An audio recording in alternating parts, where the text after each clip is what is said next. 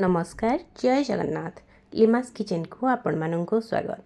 पवित्र ओडिया नववर्षर समस्त को ढेर सारा शुभेच्छा एवं शुभकामना। आज दिन सबू ओडिया मानक पई बहुत गुरुत्वपूर्ण। पणा तो आज समस्त घरे घरे बना हेउथिबो, किंतु चलंतु देखिबा मु आज केमिति बनैछि। वीडियोटी को स्किप न करी मूलर शेष पर्यंत देखंतु। वीडियोटी भल लागिले मो चैनल को सब्सक्राइब करबा सहित वीडियो को गोटे लाइक करंतु। पाखरे थिबा बेल आइकन को प्रेस करंतु, जहा द्वारा मु अपलोड करूथबा सब वीडियो प्रथम नोटिफिकेशन आपण माने पाई परिबे। जेहेतु आमे एठी बेलपण प्रस्तुत करबा सेति मु एठी गोटे बेल नैछि, ता सहित नैछि गोटे नडिया, दुईटी कदली, किछि अंगुरु, ता सहित गोटे एप्पल, ता सहित नैछि गुड़। जेतिकी मिठा आपण खाइबे से अनुसार आपण गुड़ किंबा चीनी मध्य नै पारिबे। ता सहित नैछि गोटे गिना छेना, ता सहित गोटे गिना दही, एठी गोटे गिना रे नै जाइछि काजू, किसमिस एवं खजूरी किछि, ता सहित आ गोटे गिना रे रखिछि गोलमरीच एवं गुजराती। गोलमरीच एवं गुजराती को आमे एठी छेचिकी व्यवहार करबा। प्रथमे आमे एठी बेल को फटै नबा एवं बेलरू ता भीतर अंश को बाहर करि नबा। मु एठी गोटे नडिया कोरुणी साहाय्य इजिली बाहर करि नउछि। बहुत सहजरे नडिया कोरुणी रे कोरि नबा द्वारा बहुत जल्दी बाहर जाय थाय, सेति पई मु एठी कोरुणी रे बाहर करनी छै। आपण माने चाहिले एठी चम्मच साहाय्य मध्य बाहर करि परिबे।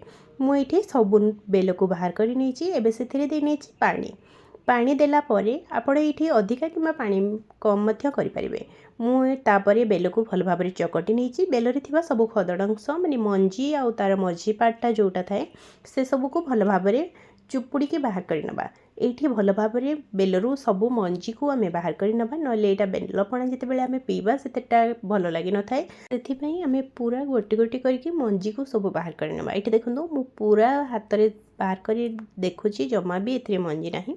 तापरे आमे एठी नडिया को पटै नबा। तापरे मु ताको कोरि नै छी। मु एठी फाळे नडिया को व्यवहार करि छी आ फाळे नडिया को मु रखि नै छी। एबे आमे नडिया को बेलपणा रे देई नबा एवं तापरे आमे सेथिरे देई नबा दुईटी कदली जो मु नेइथिली ताको छोट छोट खंड करके नै जाइछि। आपण माने एठी चाहिले कदली को चकटी के मध्य बेलपणा रे नै परिबे। मु किंतु सब को प्रथमे काटि नैछि, तापरे मु लास्ट रे सब को चकटी नेबे। आज तो समस्त घरे बेलपणा प्रस्तुत हेउथिबो। समस्त आज गोटे बहुत बड़ दिन, जेमिति आमे ओडिया सेथिपाई आम पर्वपर्वाणी आमको बहुत ही भल लगे। आमे ओडिशारे तो 12 मासरे 13 पर्व पालन करा जाय थाए, सेथिमध्यरु एई पर्वटी अन्यतम।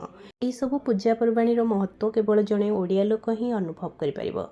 एठी देखंतु तापरे मु अंगूर को मध्य छोट छोट खंड करके काटि नै जाइछि एवं ता सहित एबे एप्पल को छोट छोट खंड करके चोपा छड़ी कि मु एठी एप्पल को नैछि एवं छोट छोट खंड करके काटि नैछि। मु एठी मो पाखरे जे सब फ्रूट्स थिला मु से सब को नेकी बनैछि। आपण माने चाहिले ए सब रु कोनोसी कि भी स्किप करि परिबे किंबा आउ कोनोसी फ्रूट्स मध्य एठी ऐड करि परिबे।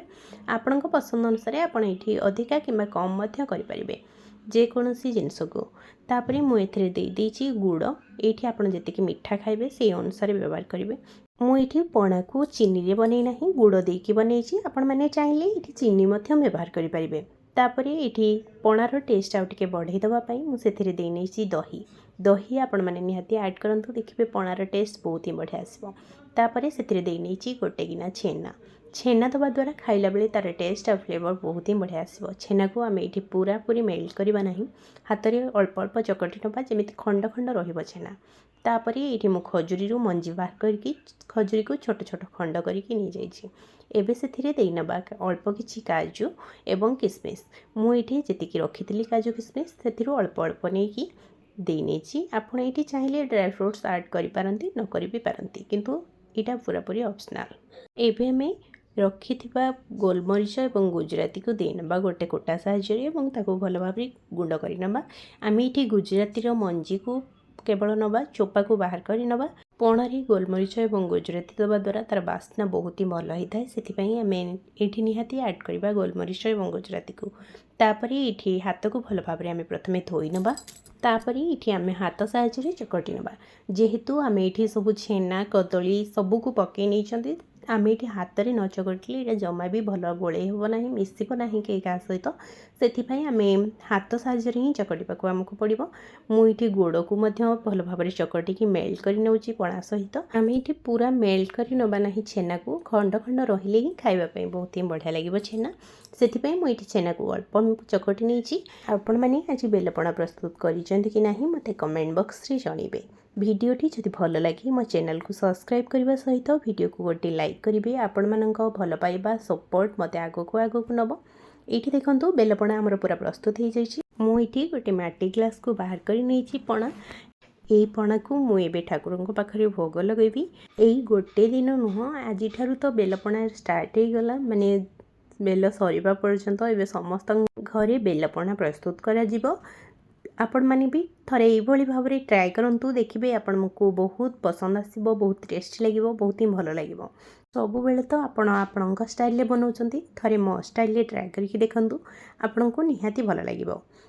तापरे देखंतु मु एठी सजई नेछि ऊपर काजू एवं किसमिस देकी एटा मो सुंदर देखावा पई सजई नेछि।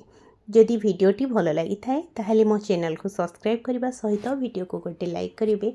आजिर ये बेलपणार रेसिपी आपण मानकु केमिति लागिला मते कमेंट बॉक्स रे निश्चय जणेबे। देखा पुणी गोटे नुआ वीडियो एवं नुआ रेसिपी सहित सेतेबेले जाए विदाय दियंतु। रहिली जय जगन्नाथ।